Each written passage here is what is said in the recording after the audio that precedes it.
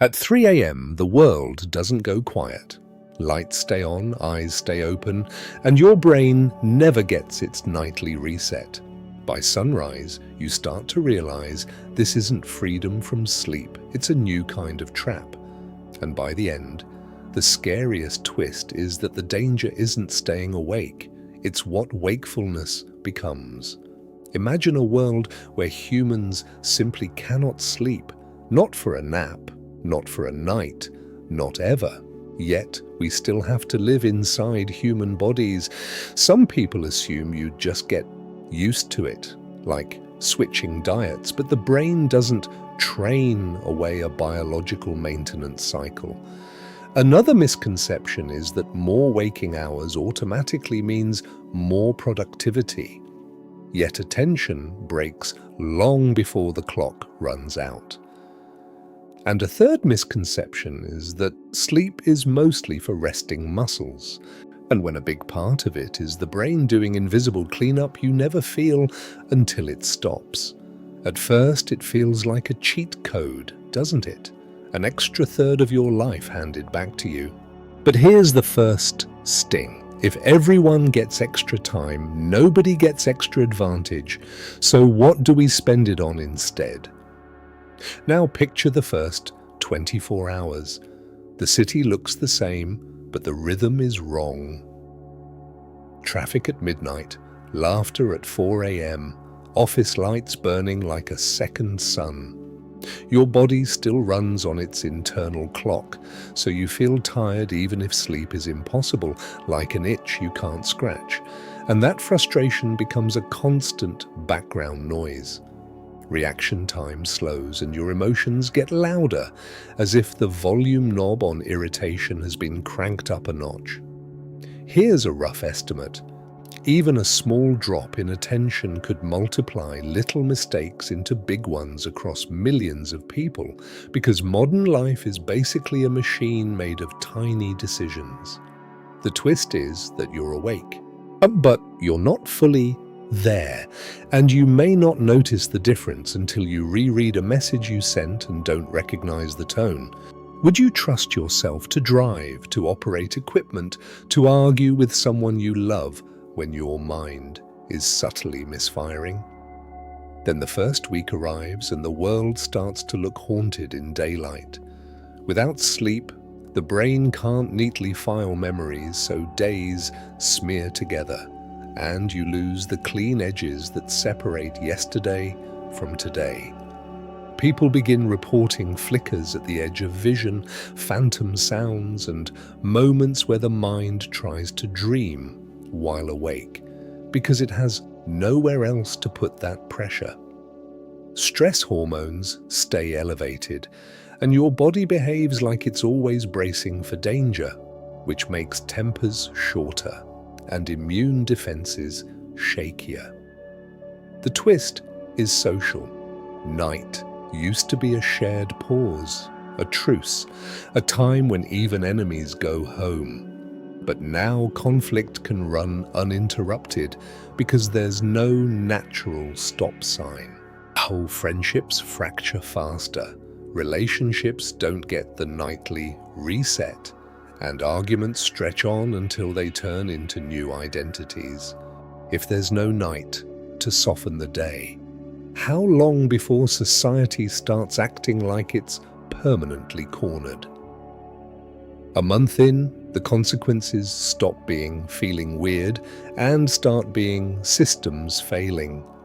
The brain relies on deep rest for maintenance, and without it, concentration becomes expensive. Like every thought costs you more fuel than it should. You can still speak, still move, still work, but your inner dashboard is flashing warnings you can't turn off. Appetite becomes chaotic. Some people overeat to chase comfort. Others forget to eat because their signals are scrambled, and bodies drift into unhealthy extremes. Micro-sleeps used to ambush you for seconds when exhausted, but in this world, they're replaced by micro-blackouts of attention, where your eyes stay open and your mind simply drops frames. A reasonable assumption is that errors in medicine, aviation, and infrastructure would spike, because these jobs aren't hard for 8 hours, they're hard for one perfect minute, repeated thousands of times. The twist is that the most dangerous person isn't the one who feels tired, it's the one who feels fine. How do you build a safety culture when the human brain can't accurately measure its own decline? At 1 year, the body starts paying interest on a debt it never gets to repay. Chronic stress reshapes blood pressure, metabolism, and mood, and the line between personality and symptom blurs until families aren't sure who they're talking to anymore. Depression and anxiety don't just rise, they mutate, because the mind loses its nightly emotional processing, so grief doesn't settle, anger doesn't cool, and joy doesn't fully land. Creativity changes too, not in a romantic way, but in a jagged way, more intrusive thoughts, more paranoia, more compulsive behavior, because the brain keeps trying to regulate itself and can't. You may start forgetting not just facts, but priorities, like your internal compass is spinning. The twist is economic. With everyone awake, competition becomes relentless, and employers quietly expect longer availability. Because why not? And the boundary between work and life becomes a myth. If you never sleep, who gets to decide when you're allowed to stop? 10 years later, you're looking at a different species wearing familiar skin. Childhood changes first. Kids grow up without the nightly shutdown that once protected developing brains and that could reshape attention, impulse control, and emotional resilience in ways we can only guess. But because this is an assumption based on what we know about sleep's role in development, aging changes too. The brain's long-term health depends on cycles of repair, and without them, neurodegenerative problems could arrive earlier, not as an old person's fate, but as a middle-aged surprise. Society adapts by redesigning everything. Homes get quiet chambers for sensory deprivation. Schools teach rest rituals instead of bedtime. And pharmaceuticals become a global obsession. The twist is philosophical. With no sleep, humans lose the one daily experience that humbles everyone equally. The one reminder that you are not in total control. If you can't surrender to unconsciousness, what happens to the stories you tell yourself about being human? On the personal level, life becomes longer on the clock, but thinner in the soul. You might finish 3 books in a week, learn a new language, start a side business, and still feel hollow. Because memory consolidation and emotional regulation aren't optional luxuries. Couples break up, not because they have less time, but because they have too much unbroken time, and every flaw has space to echo. Parents never get the quiet nighttime window to recover. So patience becomes a scarce resource, and kids absorb that scarcity like air. Imagine a grieving person who can't sleep to escape for a few hours, or a traumatized mind that can't find the dark to safely process fear. Where does the pain go? And if you can't turn off your thoughts, how do you ever feel truly safe inside your own head? On the societal level, the calendar gets rewritten. Weekends lose meaning when every day can be stretched, so companies compete in availability wars, and the winning strategy becomes endurance, not brilliance. Cities evolve into permanent shifts. 2 a.m. grocery runs become normal, schools run in rotating cycles, and the concept of nightlife becomes simply life. Crime patterns shift too.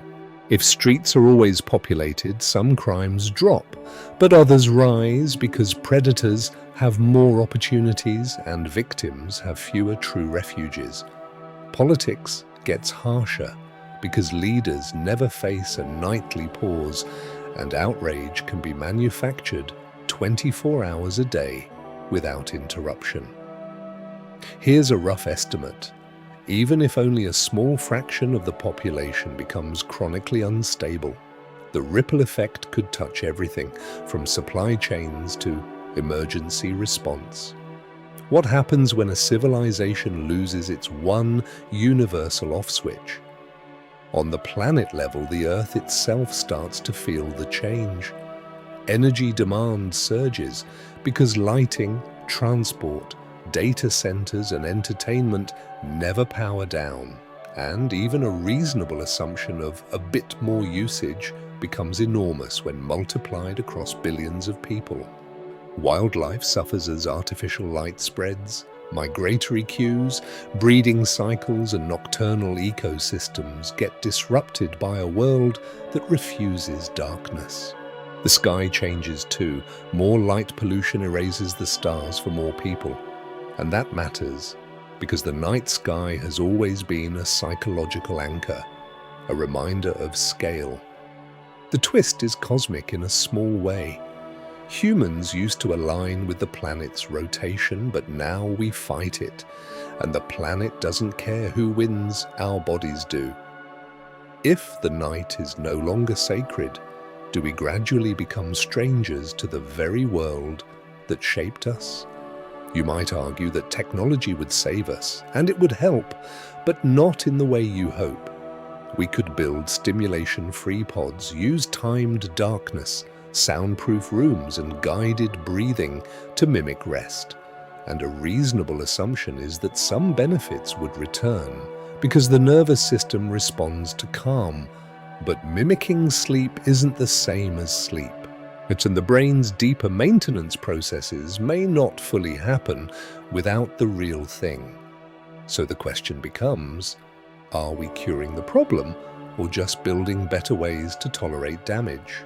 You might say evolution would adapt us, and that's not impossible, but it's not quick. Over many generations, traits that function without sleep could be selected, yet that's an assumption, because we can't test a timeline like this on humans ethically. In the meantime, the current population still carries biology designed for sleep, and adaptation would be uneven, producing new classes of better wakefulness and worse wakefulness. What happens when survival becomes a lottery of genetics and society starts treating biology like a resume? You might claim humans already pull all-nighters and survive, so this can't be that bad. But those all-nighters are borrowed time, paid back, with rebound sleep, and removing repayment changes the math completely. The body tolerates deprivation the way a bridge tolerates extra weight sometimes, and until one day it doesn't. And here's the quiet twist. Even if you feel okay, your judgment about feeling okay may be the first thing to break. Would you bet your life on a brain that can't run its own maintenance? Now for the light reversal. In a world without sleep, people would probably start worshipping stillness the way we once worshipped hustle, because silence becomes the rarest luxury. And the ultimate irony is that the dream we chased, more time, might make time feel less like a gift and more like an endless room with no door. Maybe the scariest monster isn't darkness at all, but a life with no way to dim the lights. What if the first new human right we demanded wasn't more freedom to stay awake, but the freedom to finally sleep again?